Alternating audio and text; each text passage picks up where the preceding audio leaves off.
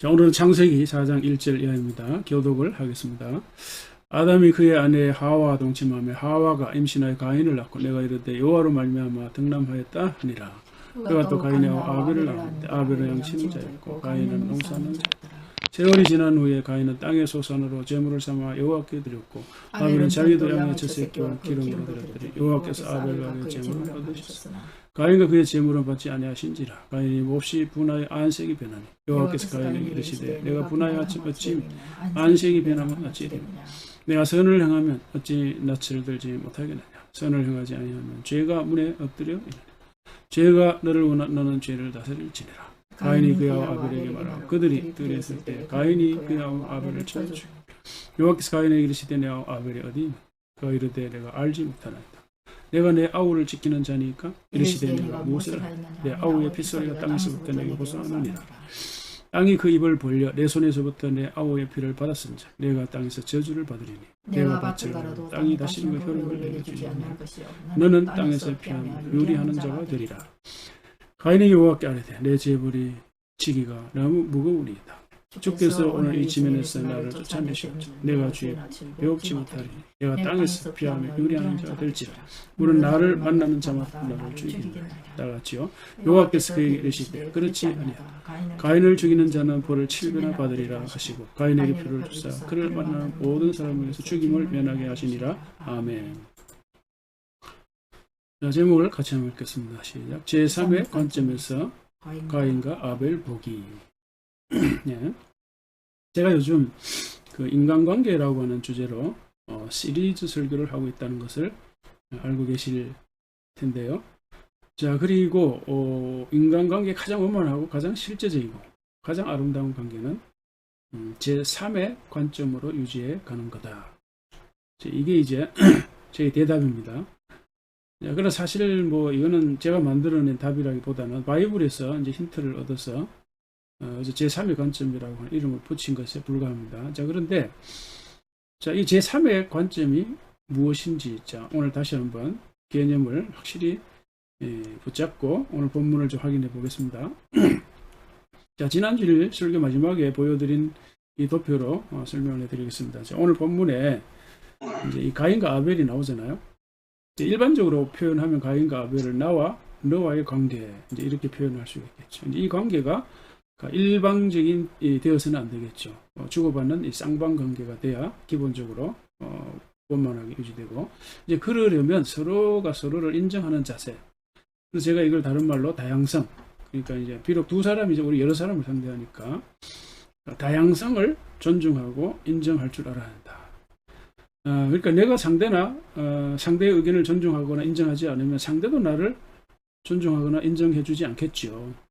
그러니까 이거는 그냥 법칙이라 생각하면 돼요. 법칙. 자연 법칙이에요. 그러니까 법칙은 무슨 말인지 언제 어디에서나 어느 나라에서나 적용되는 거죠. 자, 그렇기 때문에 내가 주변 사람들로부터 인정받고 존중받으려면 반드시 내가 먼저 그렇게 해야 한다 하는 것이 이제 바이블의 메시지죠. 내가 먼저 해야 된다. 자, 그런데 이제 이 두 사람에게 있어서 제3의 관점이라고 하는 걸 도표로 표시한다면 이제 이렇게 되잖아요. 그런데 이걸 바이블은 하나님이라 이렇게 말합니다. 하나님. 자, 그런데 여기서 중요한 것이 있어요. 뭔가 하면은 제3의 이 관점이라고 하는 것을 우리 이제 바이블에서는 이제 궁극적으로 하나님이라고 가르치지만 이제 하나님을 우리가 다른 말로 바꿀 수 있어야 돼요.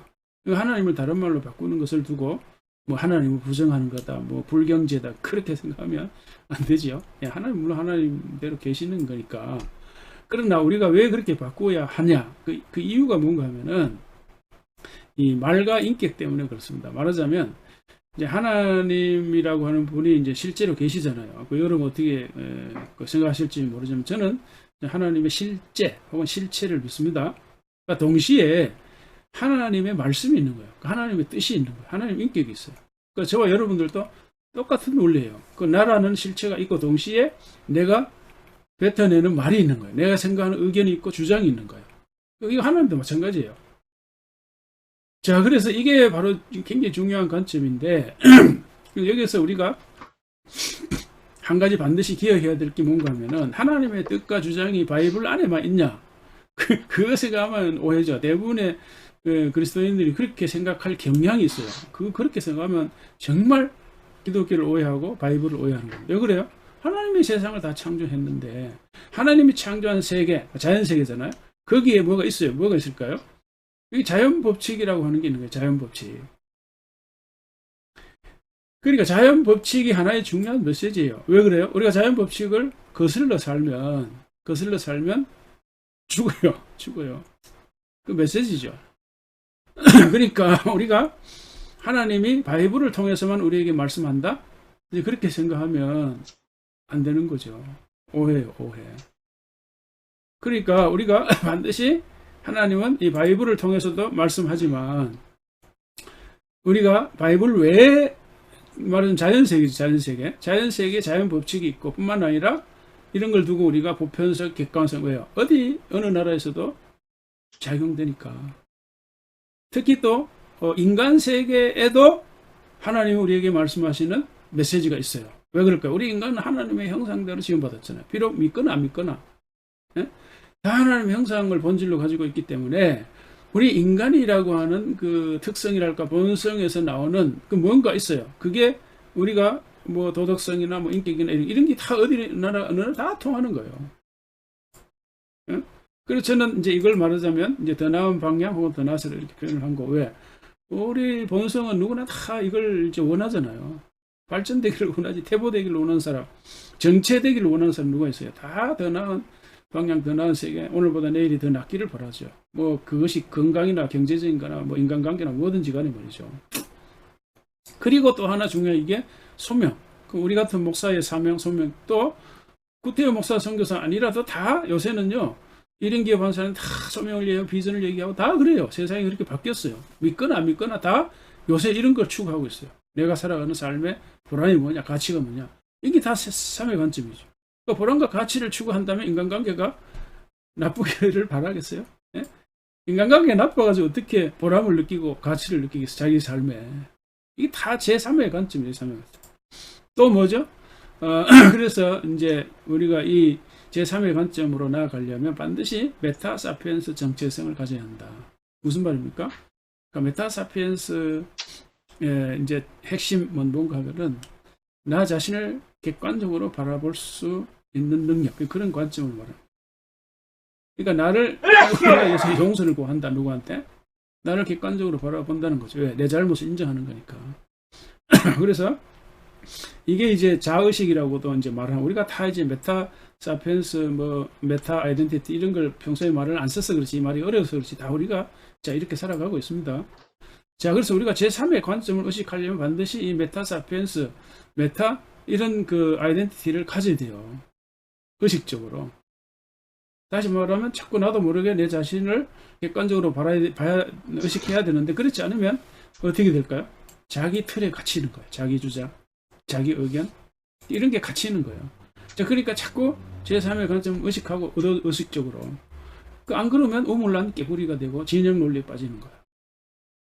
그리고 억지 논리로 대화를 하고, 그러면 상대가 마음을 닫아버리는 거죠. 관계가 끊어져요. 속으로 웃는 거죠. 웃어요. 그러니까 소중한 사람을 잃어버려. 사람을. 관계는 막장으로 가는 거죠. 그래서 좋은 관계를 유지하려면 이런 방식 말고 다른 게 있을까? 물론 이제 세부적으로 들어가면 뭐 말도 겸손하게 해야 되고 부드럽게 해야 되고 뭐 다 있겠죠. 근데 그게 얘기하면 이렇다는 거예요. 이런 원리를 깨치고 실천해 가면 어떤 사람하고도 좋은 관계를 유지할 수 있다. 저는 그렇게 생각합니다. 문제는 뭘까요? 나는 늘 제3의 관점을 의식하고 나를 상대화하고 또 나의 부족함을 인정하고 더 좋은 방향으로 나아가고 싶은데 상대는 요지부동이라 상대는 그럴 생각이 없어. 계속 자기 입장, 자기 주장만 하는 거예요. 어떻게 해요? 기다리는 수밖에 없죠. 공감하고 경청하면서 기다리는 수밖에 없어요. 자, 그래서 이런 관점을 가지고 오늘 본문을 보자는 거예요. 우리가요, 어차피 누구나 다 자기 관점이 있기 때문에 어떤 그 성경을 보거나 뭐 텍스트를 보거나 사건을 볼 적에 자기 입장에서 해석하거든요. 자기 관점에서 해석하기 때문에 어차피 관점을 가지기 때문에 저는 이런 관점으로 성경을 해석하는 게 좋다. 그런 얘기죠. 자, 그런데 이제 이 두 형제 간의 인간관계가 어떨지 이제 해석하고 풀어낼 수 있는 실마리가 별로 없습니다. 왜냐하면 이제 오늘 본문이 우리에게 주는 이 두 사람의 정보는 극히 제한돼 있죠. 제한돼. 그러나 이제 정리를 하면 이제 이런 것, 첫째는 이제 이 두 사람은 아담과 하와의 자녀다. 뭐 아벨은 양치는 목축업을 했고 가인은 농업을 했다. 뭐 이렇게요. 또 아벨은 뭐 양을 가지고 제사를 드렸고 가인은 농산물을 가지고 제사를 드렸는데 아벨은 열납이 되었고 가인의 제사는 거절되었다. 그래서 그 결과 뭐예요? 가인은 엄청 화를 냈고 하나님은 그에게 경고를 했다. 그래서 너는 죄를 다스리고 선을 행하라. 그러나 가인은 그 경고를 듣지 않았고 동생을 죽였다. 뭐 이런 거잖아요. 자, 이제 이런 이야기 혹은 정보를 가지고 두 사람의 인간관계가 어떠했나. 자, 이걸 해석하고 풀어내기가 쉽지 않습니다. 그러니까 두 사람의 평소의 관계가 어떤지 우리는 몰라요. 왜? 성경이 침묵하고 있으니까. 그렇기 때문에 이제 그것까지, 그러니까 평소에 그 두 사람의 관계까지 우리가 상상이나 추측으로 가져올 수가 없어요. 그건 팩트를 우리 모르니까. 그래서 여기 있는 이런 정보를 가지고 우리가 해석할 수밖에 없는데, 한 가지 이제 분명한 거는 자, 이런 결과를 보면 이 두 사람의 이 관계가 평소에 좋지 않지 않았느냐 이렇게 짐작할 수 있지만, 그러나 그것도 짐작에 불과하고 그 짐작이 맞더라 하더라도 그 무엇 때문에 왜 그랬는지 우리는 모르기 때문에 함부로 이 두 사람을 판단하기가 어렵습니다. 자, 그러나 이제 가능성이 있는데 그거는 말씀드린 제3의 관점에서 보면 돼요. 자, 그러면 이 아벨과 가인에게 있어서 제3의 관점이라고 하는 게 뭘까? 이거요. 뭘까? 자, 그래서 아벨은 이제 제물로, 가인은 곡식을 하나님께 제사를 드렸는데, 이제 아벨의 제사는 하나님이 받으시고 가인은 이제 거절하셨다 그랬잖아요.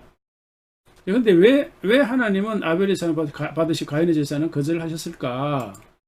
자, 그 이유, 그 기준, 그게 뭘까 궁금하겠죠, 그죠? 그거는 이제 우리가 바이블에 보면 찾아볼 수가 있어요. 근데 이거는 제가 뭐 과거에 여러 번 설교를 했고, 또 여러분도 아마 다른 목사님들을 통해서 많이 들으셨기 때문에, 또 이거는 오늘 설교 초점이 아니기 때문에 그냥 넘어가겠습니다. 자, 근데 이제 가인과 아벨과 가인 관계가 오늘 설교의 주제인데, 이 둘은 형제잖아요, 형제. 가족이잖아요, 가족. 무슨 말일까요? 이 가족이든 형제든 뭐 심지어 부부 사이든 부모 자식 간이든 기본은 다 인간관계라고 하는 걸 기억해야 돼. 인간관계. 그러니까 인간관계에서 작동되는 그 좋은 원리들이 적용되지 않으면 아무리 부부 사이라도 좋은 관계가 유지될 수가 없어요. 제대로 안 돼요. 그러니까 저도 이제 나이가 70인데 이 살아오면서 다 깨달은 거잖아요. 다. 이건 확실하게 말할 수 있잖아요. 자, 이 제3의 관점에서 보면 이제 아벨은 뭐가 문제인지 잘 드러나지 않아요. 자, 그래서 큰 문제가 없으니까 아벨은 이제 그냥 두고, 이제 문제는 이제 가인인데, 자, 가인을 이제 제3의 관점에서 보면 뭐가 문제인지 분명히 확 드러나요. 분명하게. 자, 뭐가 문제일까요? 자, 하나님이 경고하신 것이 있는데, 내 분노, 안색이 변한 분노를 다스리라 이거잖아요. 분노, 화를 내는 가인에게 하나님이 말씀하시죠. 가인아. 내 안색이 왜 변하지? 안색이. 그러니까, 이제 뭐, 가인은 나름대로 이유가 있다고 말씀하겠죠. 말을 할 수 있겠죠. 어쨌든, 자, 안색이 왜 변하는가? 뭐 화가 났다, 이 말이에요. 얼굴이 막 푸르락불구락 했다, 그런 얘기겠죠. 그래서 이제 하나님 선을 행하라. 이거는 뭘까요? 가인 입장에서 보면, 선을 행하는 거는 제3의 관점이에요. 제3의 관점. 근데 자기 입장은 지금 뭐죠? 분노하는 분노. 화내고 있어요. 막 죽이고 싶은 거예요. 자, 우리가 이걸 왜 이런 이제 가인이 뭐 이런 생각을 하게 됐냐, 뭐 추측할 수 있겠죠. 뭐 질투라든지 평소 관계가 나쁘다 하고 있지만은, 자, 그런 걸 우리가 지금 얘기하는 초점이 아니니까. 자, 그래서 이제 이게 실제로 이제 이게 살인을 이어졌잖아요. 그래서 이런 구도로 보면 가인의 경우 제3의 관점이라고 하는 거는 죄를 다스리고 선을 행하는 건데, 거기 그 제3의 관점은 전혀 관심이 없죠.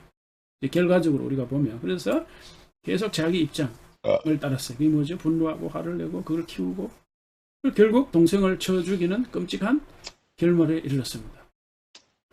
자, 이게 이제 문제인데, 자, 왜 문제일까요? 일단 제3의 관점을 무시했고 자기 입장만 따른 건데, 왜 이런 걸 우리가 문제 삼을까요?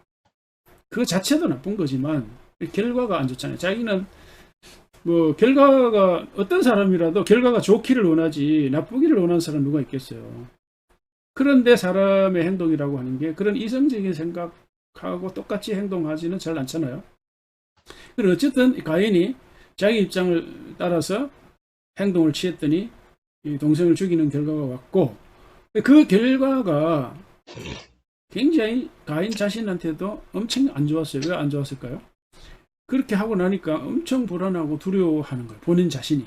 그리고 많은 사람들이 자기를 또 죽일까 엄청 불안하고 걱정했고, 농사도 잘 안 된다고 했고, 그리고 특히 죄에 대한 벌이 두려워서 심적 스트레스가 이만저만이 아니라고 가인 스스로 고백을 했어요. 그러니까 제3의 관점을 무시하고 짓밟았다 하는 것이 이렇게 무서운 결과를 초래하게 됐습니다. 자, 그러니까 결국 이 그림에서 보면 중요한 것이 뭘까요? 그러니까 제3의 관점으로 나아가야 되는데, 그러니까 내 입장을 포기하고 내 입장을 다스리고 내 의견, 내 주장, 내 생각, 내 감정, 내 분노, 자, 이런 걸 포기하고 제3의 관점을 가져야 인간관계가 좋아질 뿐 아니라 결국 나도 좋아지죠. 나도 좋아요. 자, 근데 여기 중요한 것이 있습니다. 뭘까요? 자, 이거는 이제 옛날 이야기고 창세기 4장에 나오는 이야기인데, 오늘날 우리의 현실로 돌아와 봅시다. 돌아오면, 자, 우리 믿는 사람들이 살아야 할 삶의 원리가 뭐죠? 복음에 따라서 살아야 되잖아요. 복음의 본질적인 메시지. 그게 뭘까요? 제가 수십 차례 아마 전했을 겁니다. 뭐죠? 그게 바로 예수와 함께 죽고 예수와 함께 사는 거예요. 그게 바로 이거잖아요. 그러니까 자, 이 제3의 입장을 우리가 따르려면 이제 하나님의 뜻을 따라야, 하나님의 뜻은 복음 안에 잘 나타나 있어요. 복음 안에. 그러니까 자기를 죽이는 거예요. 예수와 함께 죽고 예수와 함께 사는 거. 이 두 개 자체가 사실은 제3의 관점이지만 우리가 적용을 하면 이렇게 된다는 거죠. 이렇게. 자, 여기에서 이제 북스 타임, 이제 말하자면 The Book and Books Time인데요. 자, 제가 이 책을 하나 소개하려고 합니다. 이제 이게 무슨 말인가 하면, 저는 저번에 말씀드렸지만 바이블을 The Book, 그 세상에서 하나밖에 없는 책, The Book이라고 그랬고, 그 나머지 모든 책을 북스, 책들 이랬습니다. 그래서 The Book and Books Time 이렇게 정했습니다. 자, 이 시간에 이제 가져오고 싶은 책이 바로 이겁니다. 역행자라고 하는 겁니다. 이 책은 지금 교보문고에서 자기개발서 분야 1위, 1등을 마크하고 있습니다. 이 저자는 아주 젊은 사람, 이제 아마 30대 말이나 많아야 40대 초반인데요. 근데 나이에 맞지 않게 일찍 돈 잘 버는 법을 터득했습니다. 그러니까 이제 돈 잘 버는 법만 터득하면 나이에 상관없죠. 자, 그래서 이 책 내용은 이런 거예요. 이 사람은 이제 10대 후반까지만 해도 안산공단에서 게임에만 빠져 살았어요. 20대 초반에 뭐 10대 후반 요새 다 애들이 게임을 좋아하는데, 근데 20대 초반에 하여간 무슨 이 사건을 계기로 이제 도서관에 책을 읽기 시작하는데, 자기 말로 한 200권을 그때 읽었대요. 엄청 많이 읽은 거죠, 그죠? 예. 자, 이런 책을 읽다가 하나의 중요한 아이디어를 생각하는 거예요. 그 아이디어가 뭔가 하면 치트키는 이제 게임하는 사람들이 잘 알려져 있지만 우리가 보통 사람은 게임 안 좋아하는 사람 잘 모르죠. 이게 뭔가 하면은 치트, 이제 속인다는 뜻이잖아요. 키는 열쇠인데, 말 뜻은 이제 뭐 속이는 열쇠 이런 거죠. 게임에서는 그 상대방을 속이고 이길 수 있는 비밀의 비밀. 그러니까 게임을 만든 사람들이 그 안에 치트키를 넣어 놓는데요. 그럼 그 방법을 사용하면 절대 상대는 나를 이기지 못한다는 거죠.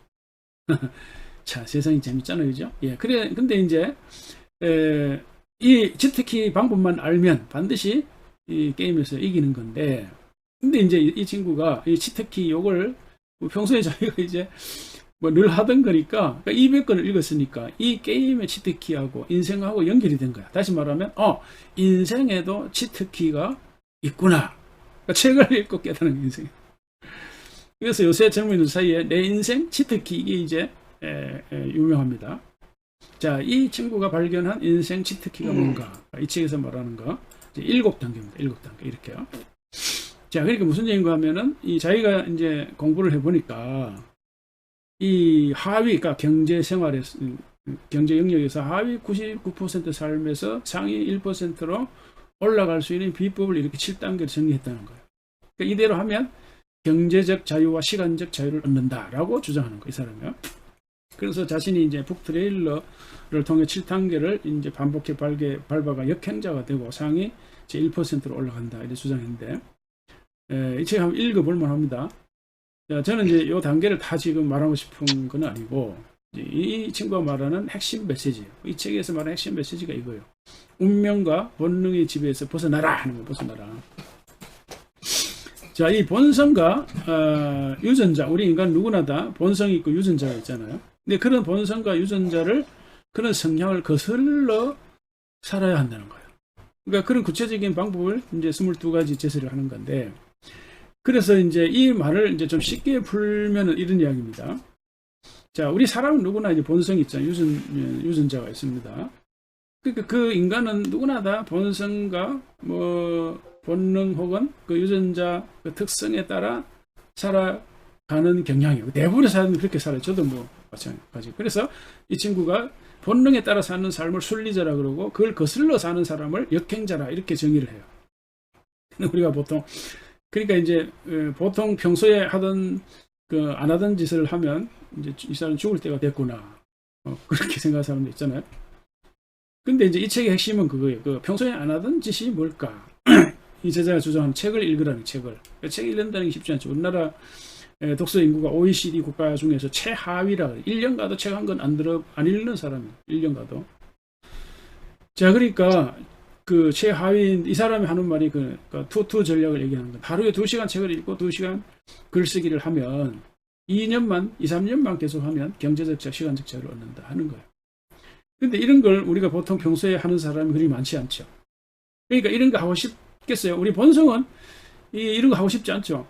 평소에 그냥 살던 대로 살고 싶은 거예요. 그 본성은. 그런 본성을 거슬러 살라요. 그래서 다시 이걸 보시기 바랍니다. 가인이나 아벨은 계속해서 자기 입장에서 벗어나서 자신의 본능이나 유전자를 벗어나 제3의 관점으로 나아가야 되죠. 누구나 우리가 다. 왜? 우리 인간의 본성이라고 하는 거는 좋은 점도 있지만 나쁜 것도 있단 말이에요. 나쁜 것도. 그러니까 이제 본성 그 자체를 우리가 나쁜 거는 아니지만 거기에만 붙잡혀 살면 위험하다. 자, 그러니까 이제 무슨 얘기인가 하면은 우리의 이 본성이라고 하는 거는 여러 가지로 나타나지만 가장 그 중요한 부분이 뭔가 하면은 자기 보호 본능이에요. 보호 본능. 그러니까 자기 보호 본능은 이제 방어 기제로 나타나잖아요. 어떤 주장을 하고 인간관계를 할 적에 의견이 있어요. 그러면 충돌이 되는 경우가 있잖아요. 서로 이제 뜻이 안 맞아. 그럼 어떻게 해? 보호 본능, 방어 기제가 작동해요. 자기 주장이 의견이 맞다고 계속 이런저런 논리로 방어를 하는 거죠. 저도 그렇게 살아왔어요. 이 사람이라는 게 본능이 이게 자기 실수나 부족함을 인정하고 싶지 않은 그런 성향이 있잖아요. 자기의 부족을 상대방한테 드러내고 또 인정하고 싶지 않은 거예요. 인간이 다 그런 거예요. 다. 그러니까 그 중요한 거는 뭔가 하면 방어 기제의 극단은 상대를 죽이는 거예요. 그러니까 이제 물론 이제 오늘 본문에서는 가인이 동생을 죽이는 걸로 나타났지만 우리 인간관계에서 상대를 죽이는 것은 뭘까요? 아예 관계를 끊어버리거나 무시하거나 이래 상대의 의견을 무시하고 이래 되죠. 자, 그러니까 우리가 그러기 위해서는 어떻게 해야 될까? 인간이 가지고 있는 독특한 특성, 인간만이. 그게 뭐죠? 제가 메타인지라고 그랬죠. 메타인지. 그래서 이 메타인지, 이걸 메타사피엔스로 살아가야 돼. 메타인지 능력을 활용해서 호모사피엔스로만 살아가지 말고 메타사피엔스로 살아가야 된다. 이게 당연한 얘기잖아요. 당연한 얘기고 우리가 늘 그렇게 살아요. 사는데 인간관계에서 이걸 좀 의식을 하라 이런 말이죠. 인간관계. 그러니까 이 정치 세계에서는 굉장히 극단적으로 나타나잖아요. 요즘 집권당에서 나타나는 그런 꼴불견들이 다 그런 거 상대를 죽이는 거잖아요. 사극에서도 그렇고요. 왜 그래요? 자기 보호 본능을 철저하게 따르는 거죠. 방어기. 제3의 관점은 전혀 고려하지 않아요. 의식하지가 않아요. 그러니까 인간인 것, 인간이 성숙하고 괜찮다라고 하는 것은 메타인지 능력 때문에 그래요. 그러니까 독일이라고 하는 나라가 왜 평가를 받습니까? 자신의 잘못을 알잖아요. 알고 계속 고백하잖아요. 잘못했습니다. 유태인주의인 거 잘못했습니다. 왜? 그거 메타인지 능력으로 그렇게 할 수 있는 거잖아요. 자, 말씀을 마무리합니다. 우리 신앙 입장에서 보면 제3의 관점이라는 건 언제나 하나님 실체. 그래서 반드시 기억하라는 것은 뭐라 그랬죠? 하나님은 실체로 인격자로 살아 계시지만 동시에 하나님이 언급하신 말씀이 있다. 뜻이 있다. 그게 바이블에도 있는데 바이블에만 있는 게 아니다. 그게 자연 세계에도 있고 인간 세계에도 있다. 그리고 그 뜻이 상대의 말을 통해서도 하나님의 뜻이 나타날 수 있다. 하나님의 뜻이. 그게 객관성이고 보편성이고 팩트에 근거한 말이라면 그리고 나보다 더 나은 입장인 제3의 관점이라면 상대를 통해서도 하나님 나에게 말할 수 있다. 그래서 우리가 그런 말 하자. 손자라도 할아버지가 손자라도 그 바른 말로 좋은 얘기하면 손자를 통해서 배워야 된다. 뭐 그런 말이 있잖아요. 자, 그래서 저는 이제 이걸 깨닫고 나서 제3의 관점을 취하고 인간관계를 하니까 첫째, 내가 마음이 너무 편안한 거예요. 편안한. 나를 상대화할 수 있는 것. 상대화할 수 있어야죠. 그리고 인정할 건 인정해주고 또 주장할 건 또 주장하고, 그 인간관계가 좋아질 수가 있죠. 뭐 안 되면 상대가 나처럼 안 사람 그냥 인정하고 기다리면 되는 거. 그렇게 우리가 이 제3의 관점을 가지고 인간관계를 해 나가면 우선 내가 평안하고 즐겁고 행복합니다. 자, 이러한 좋은 인간관계를 유지하며 누리며 발전시키며 살아가기를 주의 이름으로 축복합니다. 아멘. 하늘 계신 아버지 이름 거룩하사 주님 나라 임하시고 뜻이 이루어지리라.